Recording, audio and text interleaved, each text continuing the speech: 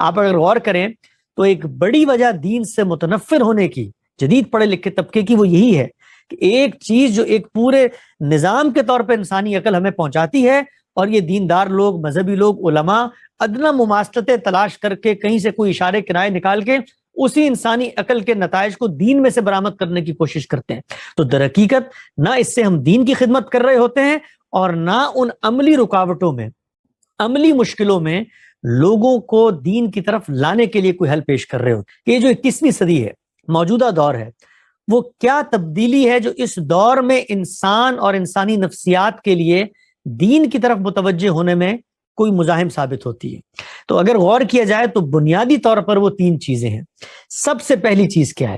سب سے پہلی چیز یہ ہے کہ انسان کو اس دور میں اللہ تعالیٰ نے انٹرٹینمنٹ کے، تفریح طبع کے، اپنی جمالیاتی حس کی تسکین کے، اپنے اندر جو ایک فکشن، ایک سنسنی، ایک تجسس، ایک تخلیق کی صلاحیت دی ہے، اس کے اتنے ذرائع مہیا کر دیے ہیں کہ ان ذرائع میں سرگردہ ہونے کے بعد بہت مشکل ہے کہ انسان دین اور مذہب کی ہدایات، شریعت کے احکامات، عبادات اور جو تقاضے ہیں ان کا پورا کرنے کی طرف اپنی نفسیات کو مائل کر سکے۔ سادہ سی مثال دیتا ہوں آپ کو۔ آپ اگر ایک نوجوان سے بات کریں جو گیمنگ کا شوقین ہو، جس کو آن لائن یہ جو گیمنگ ہوتی ہے اس کا کوئی شغف وہ رکھتا ہو، تو وہ آپ کو بتا سکتا ہے کہ اس کے لیے عبادت کتنی بھاری چیز ہے، اس کے لیے روزہ کتنی مشکل چیز ہے، اس کے لیے گھر سے نکل کر نیک لوگوں کی صحبت میں بیٹھنا کتنی مشکل چیز ہے۔ اس کی وجہ کیا ہے؟ اس کی وجہ یہ ہے کہ وہ اپنا اٹینشن اسپین بہت محدود رکھتا ہے، یعنی اس کو ایک زندگی میں تغیر چاہیے۔ آپ یہی معاملہ دیکھیے جو لوگ سوشل میڈیا استعمال کرتے ہیں، جو لوگ یوٹیوب کے رسیا ہو جاتے ہیں، کبھی موقع ملے تو آج کل ان موبائل فونوں میں ایک آپشن موجود ہے جس میں وہ آپ کے ٹائم کے بارے میں آپ کو بتاتا ہے۔ تو آپ وہاں جا کر دیکھیں تو آپ کو وہ بتائے گا کہ آپ نے آج کے دن 2.5 گھنٹے واٹس ایپ یوز کیا ہے، آپ نے آج 4 گھنٹے فیس بک یوز کیا ہے، آپ نے آج 6 گھنٹے یوٹیوب یوز کیا ہے۔ تو یہ جو موجودہ دور کا ایک آزمائش ہے، وہ آزمائش یہ ہے کہ انسان کو اس قدر انٹرٹینمنٹ اور انسان کی نفسیات کو تسکین پہنچانے کے لیے، اس کی شخصیت کو تقویت پہنچانے کے لیے ایسے گوناگوں ذرائع آ گئے ہیں کہ اب دین اور شریعت کی ہدایات جیسی سادہ اور ایک لحاظ سے اگر میں کہوں تو خشک ہدایات، اس لیے کہ اس میں آپ نے خود اسٹرگل کرنا ہے، خود سوچنا ہے، خود وضو کرنا ہے، خود نماز پڑھنی ہے، خود اکیلے کھڑے ہونا ہے، اس میں انسان کا دھیان نہیں لگتا۔ پہلا مسئلہ۔ دوسرا مسئلہ، جس طریقے سے یہ ذرائع سامنے آئے ہیں، جس طریقے سے انفارمیشن ٹیکنالوجی کا ایک سیلاب اور طوفان بپا ہوا ہے، اس کے نتیجے میں انسان کی جبلت میں تفوق کے اپنے آپ کو ثابت کرنے کی جو ایک خواہش تھی، اس کو بھی بہت بڑے پیمانے پہ ذرائع ملے ہیں۔ آپ یہ دیکھیے کہ وائرل ہونا، کسی ویڈیو کا مشہور ہو جانا، کسی جگہ نمایاں ہو جانا، یوٹیوب کے اوپر لوگ چینل بناتے ہیں، ٹک ٹاک کے اوپر آتے ہیں، ویڈیوز بنا رہے ہیں، تبادلہ خیال کر رہے ہیں، میڈیا تک رسائی حاصل ہو گئی ہے، اور اس کا نتیجہ کیا ہوتا ہے؟ ایک امیڈیٹ شہرت، ایک امیڈیٹ پذیرائی، ایک امیڈیٹ تعارف، یعنی وہ تعارف یا وہ رسپیکٹ یا وہ پروٹوکول جو کسی زمانے میں بادشاہوں کو ملتا تھا، وہ آج کے زمانے میں ایک عام آدمی کے لیے حاصل کرنا آسان کر دیا گیا ہے۔ یعنی انسان کی فطرت میں جو سب سے بڑی اور سب سے طاقتور جبلتوں میں سے ایک جبلت موجود تھی، برتری کی جبلت، ڈومینیٹ کرنے کی جبلت، اپنے آپ کو ثابت کرنے کی جبلت، اس کے اظہار کو آج زبان مل گئی ہے۔ آپ اگر فیس بک پہ جائیں تو آدمی کو یہ موقع مل گیا ہے کہ وہ کسی سے بڑے صدر اور وزیر اعظم کو بھی 2 جملے سنا سکتا ہے اور اپنی حیثیت کا اظہار کر سکتا ہے۔ اس کو یہ موقع مل گیا ہے کہ اپنے ٹیلنٹ کو ثابت کر سکتا ہے۔ اس کو یہ موقع مل گیا ہے کہ لوگوں میں اپنے عمل اور اپنے علم کی برتری کو ثابت کر سکتا ہے۔ تو یہ ایک بہت بڑا چیلنج ہے، اس لیے کہ جب یہ ذرائع موجود ہوں تو لازماً ان میں تجاوز ہوتا ہے، انسان ان میں سرگرداں ہو جاتا ہے، انسان ان کے پیچھے پڑ جاتا ہے، اور اس کا نتیجہ کیا نکلتا ہے؟ اس کا نتیجہ یہ نکلتا ہے کہ شریعت کے جو مطلوب مقاصد ہیں کہ آپ کے اندر عاجزی ہو، تذلل ہو، انکساری ہو، آپ کے اندر کینہ نہ ہو، آپ کے اندر بغض نہ ہو، آپ کے اندر حسد نہ ہو، ان چیزوں سے آپ بچیں، تو وہ ایک 24 گھنٹے کا میدان ہے جس میں آپ کھڑے ہو جاتے ہیں۔ کبھی آپ میں سے کسی کو موقع ملا ہو فیس بک یا کسی سوشل میڈیا پلیٹ فارم پہ کوئی علمی مباحثہ کرنے کا، تو آپ کو کبھی وہ جو اس موقع کے اوپر فیلنگ آتی ہے تو ایسا لگتا ہے کہ آدمی میدان جنگ میں کھڑا ہوا ہے اور بس ابھی میں نے فتح کے جھنڈے گاڑنے اور اگلے کو میں نے سر تسلیم خم کروانا ہے. تو یہ بھی موجودہ ذرائع، موجودہ ایجادات کے نتیجے میں انسان کا ایک بہت بڑا امتحان آ گیا ہے کہ وہ اپنی عاجزی، اپنے خشوع، اپنے تذلل، اپنی انکساری کو سامنے رکھ کر لوگوں سے کیسے تبادلہ خیال کرتا ہے، کیسے مثبت انداز میں اپنی شخصیت کو سامنے لے کے آتا ہے. دوسری چیز. اور تیسری چیز جو موجودہ دور میں سب سے بڑی رکاوٹ بنتی ہے تزکیہ نفس کے حصول میں، وہ ہے آپ کے معاشی بوجھ اور معاشی دباؤ. آج سے 100-150 سال پہلے کی زندگی کا اگر آپ جائزہ لیں تو اس وقت بہت محدود زندگی تھی. لوگ قبائل کی صورت میں رہتے تھے، خاندان میں جوائنٹ فیملی سسٹم تھا جو آپ کے معاشی وسائل کی یکساں تقسیم میں معاون ثابت ہوتا تھا. ایک نکٹو ہے تو دو کماتے ہیں، تو گھر میں ایک کے ہاتھ میں معیشت ہوتی تھی تو چلو وہ بھی بڑا ہو کے پل جاتا تھا. لیکن آج کا دور اس قدر کٹھن، اس قدر مشکل دور ہے کہ اس میں انسان نے اپنے اختیارات سے تجاوز کرتے ہوئے جو غیر معمولی وسائل خرچ کیے ہیں جنگوں پہ اور غیر ضروری کاموں پہ، اس کے نتیجے میں ایک معاشی بوجھ ہے جو دنیا کے عام شہری پر آتا ہے. وہ تعلیم کے حصول میں ہو. آج کے زمانے میں 60 سال 70 سال کے والدین ہو جاتے ہیں لیکن وہ اپنے بچوں کی فیسوں کے بوجھ سے اپنے آپ کو آزاد نہیں کر سکتے. اسی طرح بلوں کا بوجھ ہے گھروں کے اندر. ایک زمانہ تھا بھائی پانی ہے، پانی آ رہا ہے، پانی لے آئے. بجلی نہیں تھی، زندگی چل رہی تھی، بجلی آ گئی، چلنا شروع ہو گئی. لیکن اب ٹیکسز کا وہ بوجھ ہے. اس کے بعد اس کی بنیاد پہ پرسش ہوتی ہے، لوگوں کو جیل بھیجا جاتا ہے. ایک ایسا نظام ہمارے سروں پر مسلط ہے کہ جس میں سروائیول اس وقت ایک بہت بڑا امتحان ہے.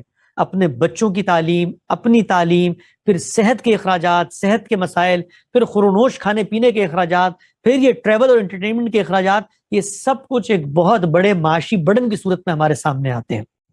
تو یہ معاشی بوجھ انسان کا وہ اٹینشن اسپین جو سوشل میڈیا کی وجہ سے ڈائیورٹ ہوا ہے، انٹرٹینمنٹ کے یہ ذرائع اور دنیا کے اندر حب جا اور آگے بڑھنے کی یہ جو صورت سامنے آئی ہے، یہ سب اس دور میں تزکیے کے حصول میں بڑی رکاوٹیں ہیں.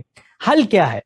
اس کا حل بالکل وہی ہے جو انسانی نفسیات کے حاذق اطباء یعنی ہمارے صوفیاء نے تجویز کیا تھا کہ انسانی مسائل کو حل کرنے کے لیے انسان پر غور کرے، انسان پر توجہ کرے، انسان کے حواس اور انسان کے عقل کے اوپر محنت کریں، انسان کی شخصیت کو مضبوط کریں. ان کی اگر آپ کتابیں پڑھیں، ان کے اگر آپ مواعظات سنیں، ان کی اگر آپ مجلسوں میں بیٹھیں تو انہوں نے بھی اسی کا حل دینے کی کوشش کی ہے. ہر حل جو انسان دیتا ہے وہ زمان و مکان کے ساتھ جڑا ہوا ہوتا ہے، اس کے ساتھ علم کی محدودیات بھی ساتھ متعلق ہو جاتی ہیں. اسی علم کو آگے بڑھانا ہے. حل یہ ہے کہ جو طریقہ انہوں نے اپنایا کہ انسان کو مرکز بنایا جائے، انسان کو محور بنایا جائے، انسان سے بات کی جائے. انسان کا معاملہ یہ ہے کہ جب وہ کسی صورتحال کے اندر ہوتا ہے تو اس کو اس صورتحال کا دباؤ، اس صورتحال کا الجھاؤ کسی دوسری چیز کے بارے میں سوچنے پر آمادہ نہیں کرتا. تو انسان کو اس کے ماحول سے نکالا جائے. تو آپ یہ دیکھیے کہ جتنی خانقاہوں کا تصور سامنے آیا اس میں ہوتا کیا تھا کہ انسان کو وہ موقع ملتا تھا، وہ ٹائم آؤٹ ملتا تھا کہ جو وہ اپنی صورتحال سے نکل کر وہ مسائل جو بیوی کے ساتھ درپیش ہیں، وہ جو بچوں کے ساتھ درپیش ہیں، وہ جو ادارے میں درپیش ہیں، وہ جو عملی زندگی کی مشکلات اور معاشی تنگی اور معاملات ہیں، ان سب سے ایک ٹائم آؤٹ لے کے ایک جگہ پر جا کے بیٹھ جاتا تھا، اپنی ضروریات، اپنی لگژریز کو ترک کر کے اور غور کرتا تھا اور سوچتا تھا اور بیان کرتا تھا. اس سے کتھارسس ہوتا تھا. جب بیان کرتا تھا تو سننے والا دو تسلی کے، تسکین کے جملے اس کو بتاتا تھا. اسی طرح عملی تجربات کے حاصلات اس سے شیئر کرتا تھا. تو نتیجہ کیا نکلتا تھا؟ نتیجہ یہ نکلتا تھا کہ مسئلہ انسان میں ہے، مسئلہ نفسیات میں ہے، مسئلہ اس شخص سے متعلق ہے، تو وہ شخص اس قابل ہوتا تھا کہ اس مسئلے کو دور کرنے کی کوئی سبیل پیدا کر سکے. تو حل کیا ہے؟ حل یہ ہے کہ اس جدید دور کے اندر ہم انسان کی بدلتے ہوئے اس ماحول کو سامنے رکھ کر جدید طرز کی وہ خانقاہیں قائم کریں. وہ آن لائن ہو سکتی ہیں، وہ کلبز کی صورت میں ہو سکتی ہیں، اس کی کوئی اور صورت ہم نکال سکتے ہیں کہ جہاں انسان کو غور و فکر کا موقع ملے. اسی طریقے سے انسان خوں گرے پے کرے محسوس ہے، اپنے ماحول سے اثر لیتا ہے، اپنے ارد گرد کے اثرات اس کی نفسیات سے متعلق ہوتے ہیں، تو وہ اچھے لوگوں کی صحبت میں بیٹھے. اس کے لیے کیا ہوگا؟ اس کے لیے بھی آپ کو آج کے جدید دور کے اندر وہی کوئی بک کلبز ہیں، کوئی سوشل سرکلز ہیں، کوئی ایسی موٹیویشنل چیزیں ہیں کہ جو انسان کو اس کی ان نفسیاتی علائشوں، اس کی کمزوریوں کو دور کرنے کے لیے مدد اور معاونت فراہم کر سکے۔ اسی طریقے سے فطرت کا قرب، فطرت کا تعلق، فطرت سے لگاؤ، یہ وہ چیز ہے جو انسان کے باطن کو اس کے خارج سے کنیکٹ کرتی ہے۔ وہ اقبال نے کہا نا، فطرت کے اصولوں کی کرتا ہے نگہبانی، یا بندہ صحرائی یا مرد کوہستانی۔ تو اس کی وجہ کیا ہے؟ اس کی وجہ یہ کہ صحرا اور کوہستان میں رہنے والا آدمی فطرت کا عملی مشاہدہ کر رہا ہوتا ہے۔ آپ اگر ہم لوگوں کو دیکھیں تو زمانہ ہو جاتا ہے کہ ہم نے سورج نہیں دیکھا ہوتا، چاند نہیں دیکھا ہوتا، تو آپ ذرا تصور کریں کہ سورج اور چاند کے بارے میں وہ جو آیتیں ہمیں روز پڑھ کے سنائی جاتی ہیں کہ دیکھو آسمان میں الترا من فطور، تمہیں اس میں کوئی جھول نظر آتا ہے، وہ میرے تزکیے کو بڑھانے کا باعث بننی چاہیے تھی، لیکن میرے لیے اس کے اندر کوئی رغبت کا پہلو ہی نہیں ہے۔ کیوں؟ کیونکہ یہ جو فطرت کی چیزیں ہیں، فطرت کی خوبصورتی ہے، میں نے اپنے آپ کو اس سے غیر متعلق کر لیا ہے۔ وہ قرۃ اللہ ناپا کا ایک شعر ہے، بمبئی میں رہتے ہوئے انہوں نے کہا کہ اونچی عمارتوں سے مکان میرا گھر گیا، کچھ لوگ میرے حصے کا سورج بھی کھا گئے۔ یعنی جس ماحول اور میٹروپولیٹن اور کاسموپولیٹن سوسائٹیز میں ہم رہتے ہیں، وہاں پر عمارتوں کا ایک کنکریٹ کے جنگل ہے جس میں ہم اپنے آپ کو بند کر لیتے ہیں۔ فطرت کیا ہوتی ہے، اس کے لطیف احساسات کیا ہوتے ہیں، پھول کی پتی اور اس سے کوپل اور اس سے کیسے جو ہے وہ شگوفے پھوٹتے ہیں، کیسے ہم دیکھیں کہ بیج کیسے اگتا ہے، زمین کے پیٹ کو باہر آ جاتا ہے، کیسے ہم مشاہدہ کریں کہ یہ بل کھاتی ندیاں اور یہ بہتے دریاؤں کا شور اور یہ جس کو آپ کہتے ہیں ہریاول سبزہ زار اور یہ جنگلات اور یہ ساری خوبصورتیاں جو خالق کی ہمیں پہچان کرواتی ہیں، ہم ان سے بھی دور ہو گئے۔ تو فطرت کی طرف لگاؤ، فطرت کی طرف متوجہ ہونا، اور سب سے بڑھ کر اپنے اینگر، اپنی سیکشول ڈیزائر اور اپنے ایموشن ویل بینگ کی مینجمنٹ، جس طرح ہم اپنے جسم کی حفاظت کرتے ہیں کہ اس کو کولیسٹرول نہ ہو، اس کو شوگر نہ ہو، اس کا لیور کڈنی خراب نہ ہو، اسی طرح نفسیات کی باقاعدہ ٹریٹمنٹ ہر انسان کو۔ اگر آپ دیکھیے مغربی معاشروں میں تو جس طریقے سے ایک فیملی ڈاکٹر ہوتا ہے، فیملی فزیشین ہوتا ہے، اسی طریقے سے نفسیات کا ایک فیملی ماہر متعین کیا جاتا ہے۔ یہاں پہ ہر ایک کا ایک نفسیاتی ماہر ہوتا ہے۔ نفسیاتی عوارض کے بعد نفسیات کو مضبوط کرنے کی مدد نہیں چاہیے ہوتی، وہ تو پھر ایک مرض بن جاتا ہے، اس کو کنٹرول کرنا پڑتا ہے۔ مرض نہ ہو اس کے لیے ہمیں اہل نفسیات اور ماہرین نفسیات کی مدد چاہیے ہوتی ہے کہ وہ ہمیں بتائیں کہ ایموشنز کو، ڈیزائرز کو، اسی طریقے سے یہ جو معاصرانہ چشمک اور رائبلری اور حسد اور کینے کے جذبات ہیں، ان کو کیسے ٹھیک کرنا ہے، کیسے اٹینشن اسپین بڑھانا ہے، کیسے کسی کام میں فوکس رہنا ہے، یہ سارے کے سارے کام اپنی ذات میں سیکولر کام ہیں، یہ سارے کے سارے کام اپنی ذات میں انسانی عقل سے متعلق ہیں۔ ایک بندہ مومن اگر یہ چاہتا ہے کہ اس جدید دور اور اس جدید معاشرت میں اپنے آپ کو، اپنے بچوں کو شریعت پہ یکسوئی کے ساتھ، آپ یہ دیکھیے کہ یکسوئی کے ساتھ دین میں مطلوب ہے ایک بندہ مومن کا دین کی طرف التفات۔ سیدنا ابراہیم کے بارے میں جو اللہ تعالیٰ نے تعریفی کلمات کہے تو کیا کہا؟ یہ یکسو تھا، یکسو تھا، اس لیے کہ جب تک آپ یکسو نہ ہو، فوکس نہ ہو، تو کوئی بھی کام آپ نہیں کر سکتے۔ آپ یہی وجہ ہے کہ دیکھیے ہمارے ہاں جو عبادات ہوتی ہیں، ہم یکسو نہیں ہوتے، اس لیے ان کی حقیقت پہ غور کرنے کا موقع نہیں ملتا۔ نماز ہم پڑھتے ہیں، روزہ ہم رکھتے ہیں، ابھی میں نے کل گفتگو کی ایک موقع پہ حج کے حوالے سے کہ حج کی حقیقت مسلمان اس کو بھلا بیٹھے ہیں، کیوں؟ یکسو نہیں ہے، کاموں میں مصروف ہے، توجہ نہیں ہے۔ تو یہ توجہ پیدا کرنا، یہ یکسوئی پیدا کرنا، اپنے آپ کو ایک اکیڈمک بیہیویئر کے اندر ڈالنا کہ چیزوں کو توجہ سے گہرائی میں جا کر سیکھیں سمجھیں، یہ انسانی عقل کا موضوع ہے۔ اس کے لیے بہت بڑی خدمات صوفیاء نے دی ہیں۔ انہی چیزوں کو سامنے رکھ کر ہم جدید اسٹرکچر بھی بنا سکتے ہیں، جس کے بعد ہم دین کے اوپر عمل کر کے تزکیے کے حصول کے لیے کامیاب ہو سکتے ہیں۔ اقول قولی ھذا واستغفر اللہ لی ولکم ولسائر المسلمین۔